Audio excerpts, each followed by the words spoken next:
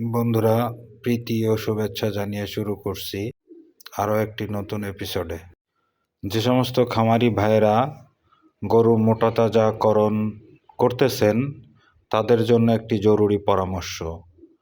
আপনারা এই ঘরটির দিকে একটু লক্ষ্য করবেন।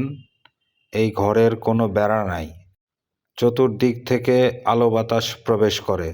সুতরাং আমরা যদি এরকম খোলামেলা ঘরে গরু পালন করি তাহলে গরুর গ্রোথ ভালো হয়।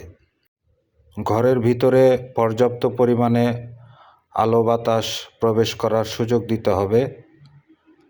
পাশাপাশি ঘরকে ঠান্ডা রাখার ব্যবস্থা করতে হবে, অন্যথায় আপনি আপনার কাঙ্ক্ষিত প্রোডাকশন পাবেন না।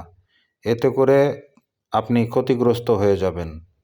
সুতরাং আমরা যারা গরু মোটাতাজাকরণ করব অবশ্যই এই দিকগুলো খেয়াল রাখব। ঘরকে একদম খোলামেলা রাখব যাতে করে বাইরের ঠান্ডা হাওয়া বাতাস ঘরে প্রবেশ করতে পারে, পর্যাপ্ত পরিমাণে আলো বাতাস ঘরে প্রবেশ করতে পারে। তাহলে আমরা আমাদের কাঙ্ক্ষিত প্রোডাকশন পাবো ইনশাআল্লাহ। বিস্তারিত কমেন্টসে জানাবেন।